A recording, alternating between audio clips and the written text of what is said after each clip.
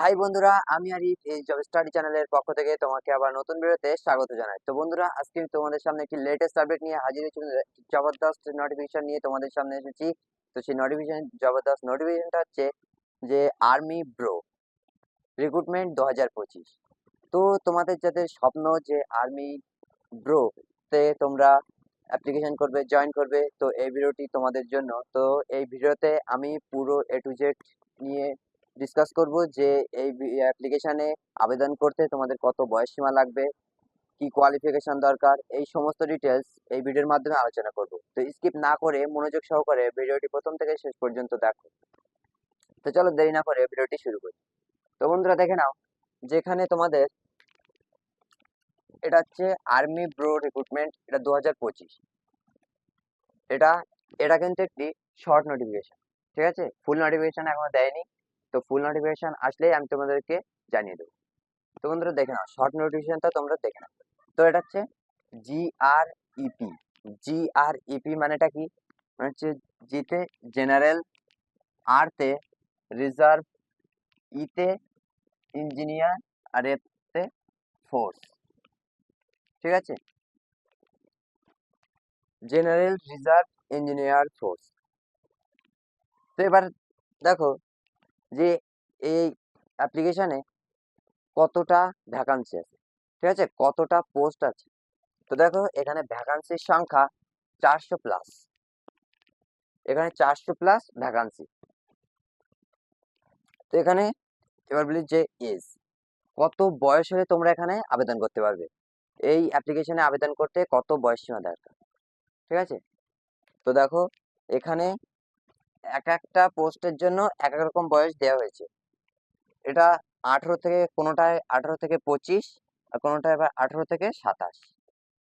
আর যারা ওবিসি আছে তাদের 3 বছরের ছাড়, আর যারা এসটি এসসি আছে তারা 5 বছরের ছাড় এখানে পেয়ে যাবে, ঠিক আছে?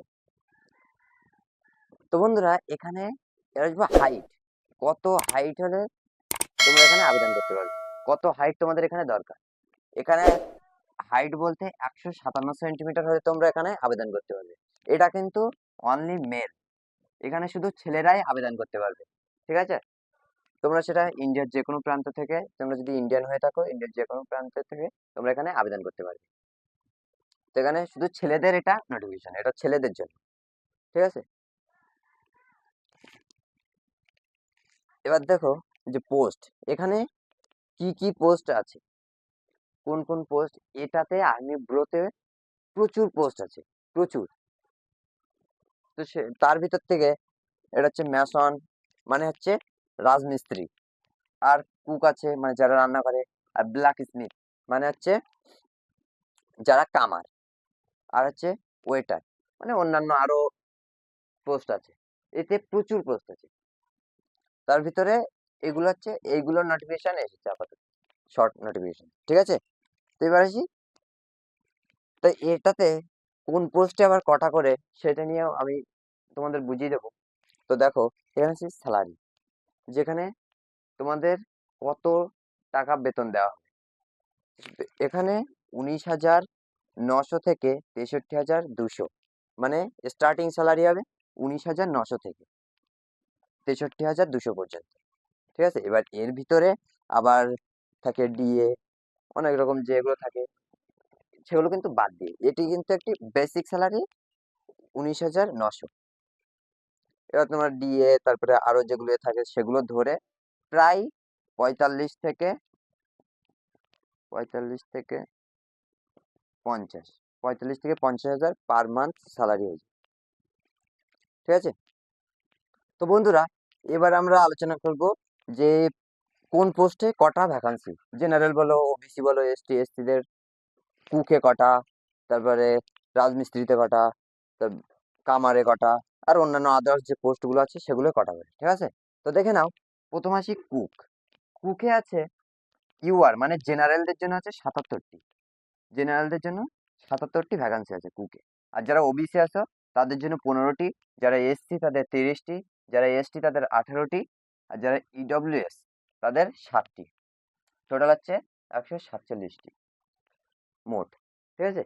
কিন্তু বন্ধু এখানে দেখে নাও যে এখানে আরো 6টি ভ্যাকান্সি দেওয়া হয়েছে, কারণ এর আগের বার যখন এই আর্মি ব্যুরোর তরফ থেকে যখন নোটিফিকেশন এসেছিল, যখন একটা এরা যখন একটা রিক্রুটমেন্ট করেছিল, তখন কিন্তু সেই তখন অলরেডি 6টা ভ্যাকান্সি আরো খালি ছিল। তো সেই জন্য সেই 6টা আবার সেটা দিয়ে দেওয়া হয়েছে। তো সেটা 147-এর সাথে এই 6 যোগ করে 153।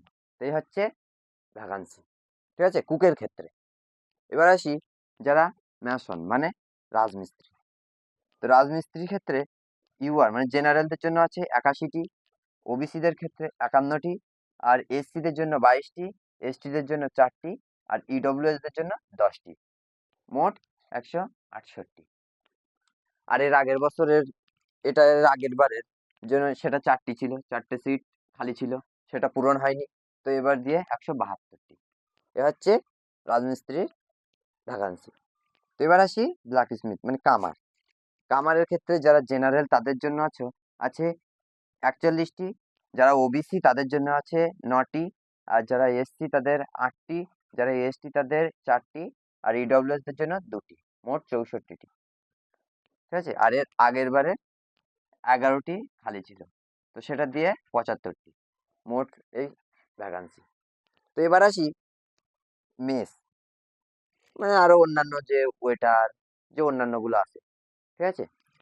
তো সেগুলো জেনারেলদের জন্য আছে 6টি, ওবিসিদের জন্য 5টি, এসসিদের জন্য এসসিদের নেই, এসটিদের নেই 0, ইডব্লিউএসদের 0, টোটাল 11টি।